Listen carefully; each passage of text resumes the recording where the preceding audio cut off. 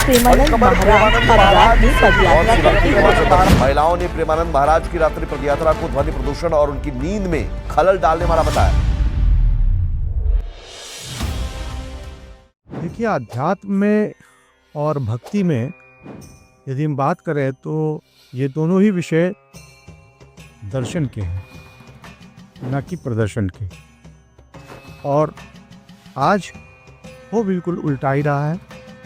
ये दोनों ही विषय दर्शन से कहीं ज़्यादा प्रदर्शन पर ध्यान दे रहे हैं और प्रदर्शन से घिरे हुए हैं। इसी का ये स्वरूप एक नया स्वरूप दिखाई दे रहा है। एक अच्छी श्रेणी के भक्त भी आज माया के प्रभाव में है, और चाहे वो सोशल मीडिया हो या न्यूज़ मीडिया हो, इन दोनों ही पर माया का पूर्ण प्रभाव है। और इसके प्रभाव में आज कुछ बड़े भक्त भी प्रभावित होकर के इस क्षेत्र से अपने पथ से कहीं भटक चुके हैं। जैसा कि एक बहुत ही यशस्वी संत हमारे बीच में है, लेकिन कहीं मुझे एक बात खटकती है कि आपकी जो निजी व्यक्तिगत जो दैनिक दिनचर्या है वह आप तक सीमित होनी चाहिए, या वो पूरे शहर या पूरे समाज को प्रभावित करनी चाहिए। ये कोई उचित नहीं है कि आप का जो जीवन है दूसरों के जीवन में इंटरफियर करने लगे, उनमें दखल देने लगे। जहाँ तक समाज सुधार की बात है वह बात अलग है। वहाँ पर बात समझ में आती है कि आप अपने दर्शन के द्वारा, अपने विचारों के द्वारा, अपने प्रवचन के द्वारा आप समाज में कोई सुधार लाना चाहते हैं। लेकिन यदि आप केवल प्रदर्शन के लिए रात में 2 बजे उठकर कहते हैं कि मैं एक विशेष स्थान या किसी मंदिर या किसी भी जगह दर्शन या परिक्रमा या जो भी आप करते हो उसके लिए आप निकल रहे हैं, तो उसके लिए पूरे शहर को जगा देना, आपके सैकड़ों कार्यकर्ताओं द्वारा लगातार फ्लड लाइट और बड़े बड़े ढोल ताशे हड़ताल को निर्देशित किया जाए जिससे ये लोगों को डिस्टर्ब न करे।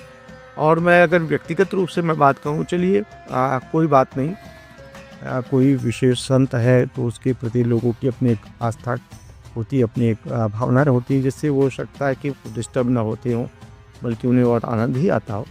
लेकिन प्रकृति को इस तरह सुबह सुबह झकझोर देना, अभी सूर्योदय नहीं हुआ है, पता नहीं कितने पशु पक्षी अपने शांति में बैठे हुए हैं।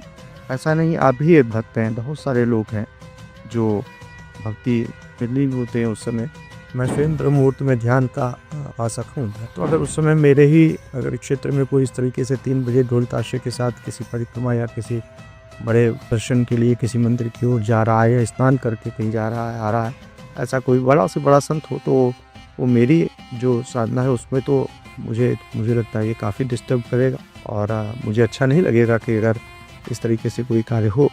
तो मुझे लगता है अभी भी कुछ लोग हैं जो कहीं बैठ कर के अपना गुप्त रूप से भक्ति और गुप्त रूप से साधना कर रहे हैं, और उन्हें कोई नहीं जानता। वो मीडिया में या सोशल मीडिया में इस तरीके से नहीं आते, तो क्या उनको इस तरीके से परेशान करना या उनकी साधना में विघ्न डालना, क्या ये किसी भक्ति से या किसी अध्यात्म से जुड़े हुए व्यक्ति के लिए उचित प्रतीत होता है?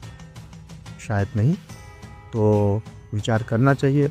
और इसी प्रकार भक्ति में ही और भी कई तरीके के लोग इस समय आ गए हैं, जो मैं ये नहीं कहता हूँ ठीक है, वो अपने स्तर पर धर्म का प्रचार कर रहे हैं, प्रवचन कर रहे हैं, कथा सुना रहे हैं, कथावाचक हैं। लेकिन मुझे लगता है कि जो भारतीय अध्यात्म या भारतीय धर्म है, जो हमारा सनातन धर्म है, वो इन सब चीज़ों से कहीं ज़्यादा महत्वपूर्ण समझता है शांति, एकांतता और गंभीरता को। और आज के तथाकथित कथावाचक, धर्म प्रचारक, साधक या संत लोग इन चीज़ों से कहीं दूर खड़े दिखाई देते हैं।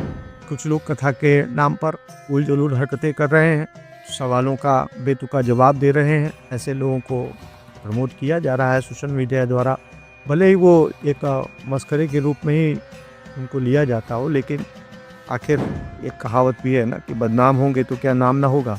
और मुझे लगता है इसमें सबसे बड़ी समस्या ये आती है कि ठीक है, आप हो सकता है आपकी गद्दी से कुछ लोग जुड़े हुए हों पुराने, या आपसे कुछ व्यक्तिगत लोग जुड़ गए हों, लेकिन जो सनातन धर्म है उसका जो वैश्विक जो एक परिप्रेक्ष्य है उस पर कहीं ना कहीं इससे आँच आती है और उसकी गंभीरता को गलत तरीके से लिया जाता है और सनातन धर्म को लोग फिर उस गंभीरता के साथ नहीं लेते और उसकी जो ऊंचाइयाँ उसकी जो श्रेष्ठता है उस पर कहीं ना कहीं सवाल उठते हैं।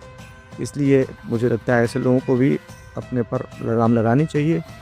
साथ ही यदि किसी के पास कोई विशेष सिद्धि है या कोई और ऐसी कोई साधना करके या किसी की कृपा से, किसी दिव्यात्मा की कृपा से यदि आपके पास कोई सिद्धि आ जाती है तो उसका इस तरीके से प्रचार प्रसार करना और उसको लेकर के तरह तरह की उलझुल हरकतें करना या वक्तव्य देना या सामाजिक या राष्ट्रीय स्तर पर उसके माध्यम से स्वयं को यशस्वी करने के पश्चात धर्म के प्रदर्शक के रूप में गलत तरीके के पथ को प्रदर्शित करना ये उचित नहीं है और इस पर भी ज़रूर रोकथाम होनी चाहिए। तो मैं इतना ही कहना चाहूँगा कि भक्ति को अब प्रदर्शन की नहीं, साधना ध्यान इनको दर्शन के साथ ही जोड़ा जाना चाहिए, आध्यात्मिकता के साथ जोड़ना चाहिए और उनकी गंभीरता को कहीं चोट पहुंचाना उचित नहीं होगा। अतः इस पर जरूर विचार किया जाना चाहिए।